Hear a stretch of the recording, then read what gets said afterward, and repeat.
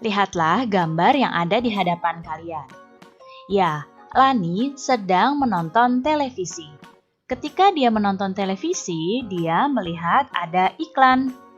Ketika melihat iklan tersebut, Lani pun terpengaruh dan ingin juga membeli minuman yang ada pada iklan tersebut.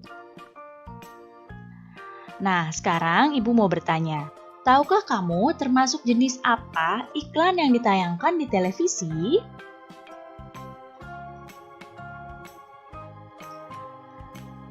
Ya, iklan yang ditayangkan di televisi adalah iklan elektronik. Yang dimaksud iklan elektronik adalah iklan yang penyebarannya menggunakan media elektronik.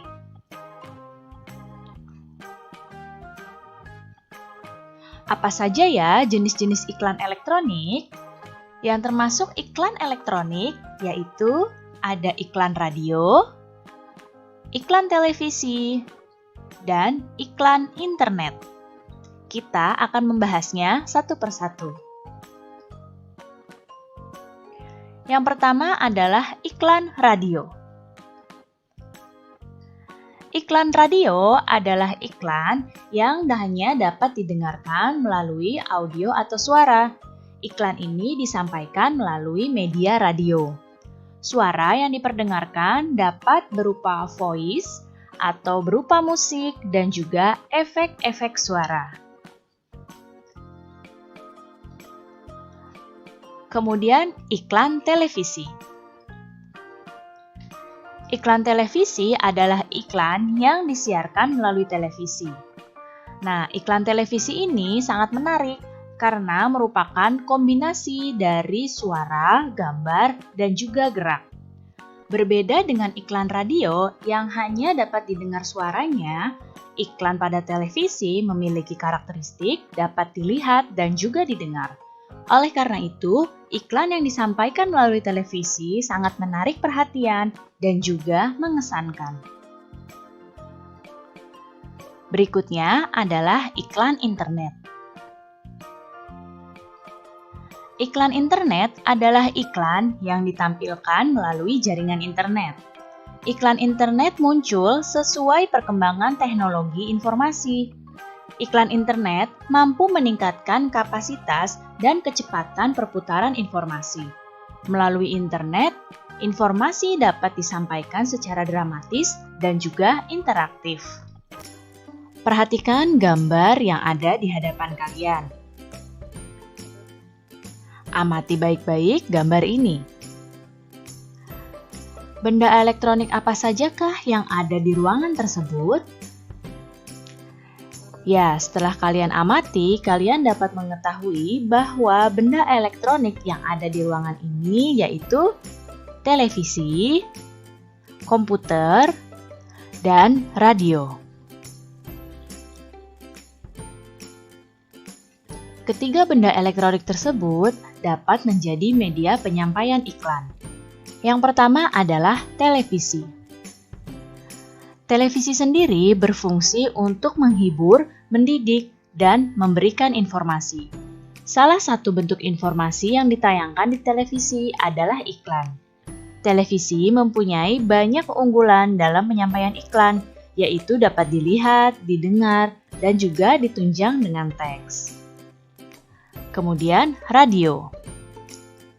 Fungsi radio yaitu sebagai sarana pendidikan, hiburan, dan juga sarana propaganda.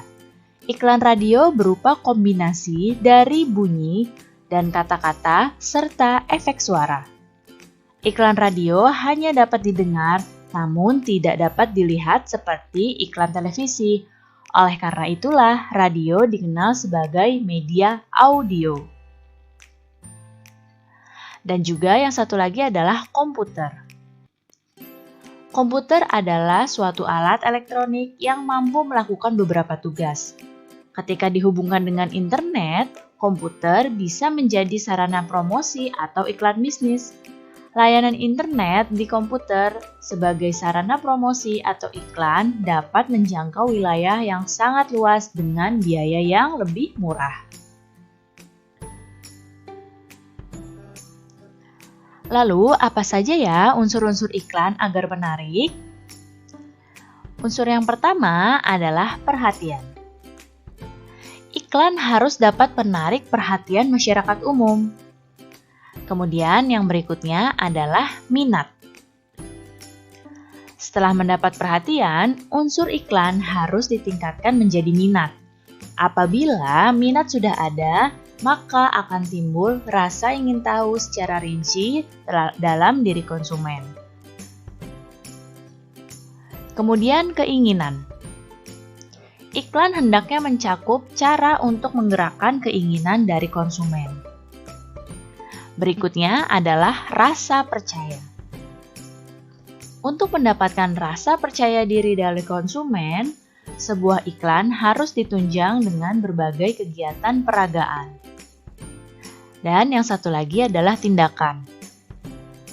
Tindakan merupakan tujuan akhir dari produsen untuk menarik konsumen agar membeli atau menggunakan produk dan juga jasanya. Nah, sekarang perhatikanlah gambar yang ada di hadapan kalian. Ada 3 jenis minuman yang ada di hadapan kalian. Pernahkah kalian melihat minuman di samping di dalam iklan? Nah, jika pernah, minuman manakah yang termasuk zat tunggal dan manakah yang termasuk zat campuran? Sekarang kita akan mempelajari muatan IPA. Pada gambar di hadapan kalian ini, minuman yang termasuk zat tunggal adalah air mineral. Kemudian pada gambar yang kedua yang Ibu tunjuk dengan panah, ini adalah air kopi. Air kopi termasuk zat campuran heterogen. Kemudian gambar yang ketiga yang bawah ini adalah minuman ringan manis. Minuman ini termasuk zat campuran homogen.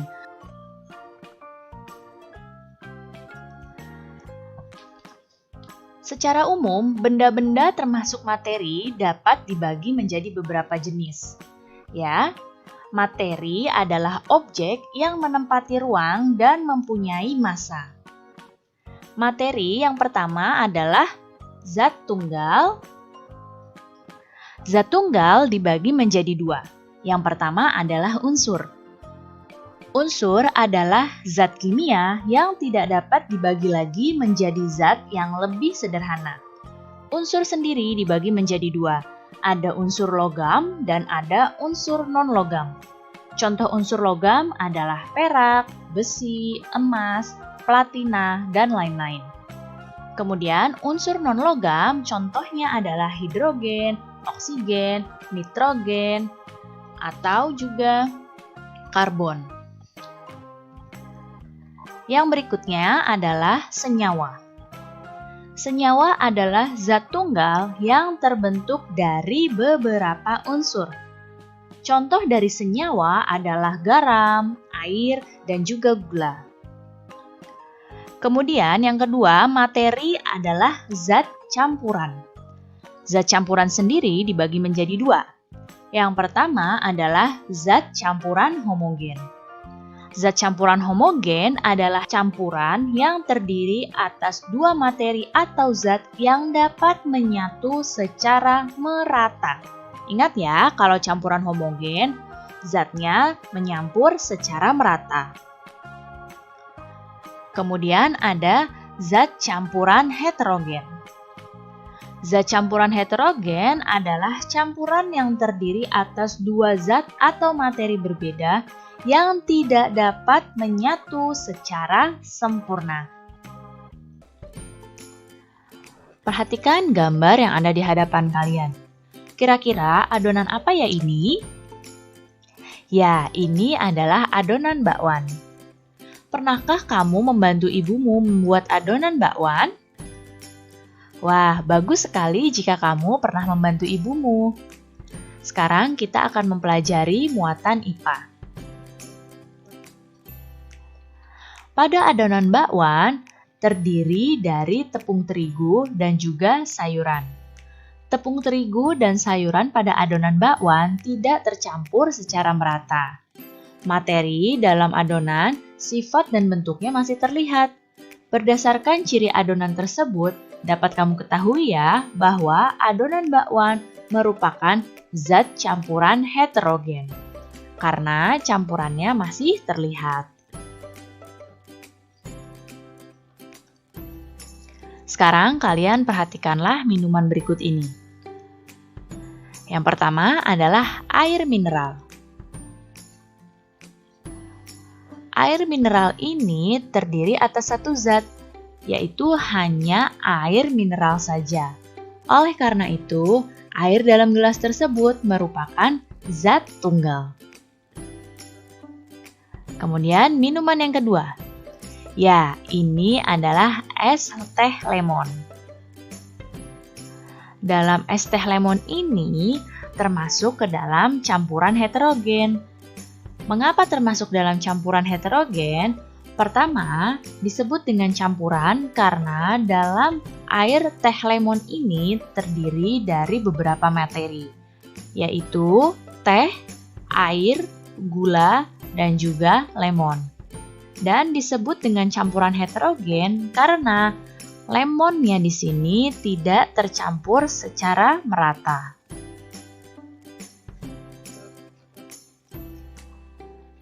Berikutnya adalah teh manis hangat. Nah, teh manis hangat ini termasuk dalam campuran homogen. Mengapa disebut campuran homogen? Karena di sini antara air, teh, dan juga gula tercampur secara merata. Yang berikutnya adalah kopi. Nah, ini adalah air kopi hangat. Air kopi hangat ini termasuk ke dalam campuran zat heterogen. Mengapa disebut heterogen? Karena antara kopi dengan air itu tidak bercampur secara merata dan kopinya akan membentuk endapan. Oleh karena itu disebut dengan zat campuran heterogen.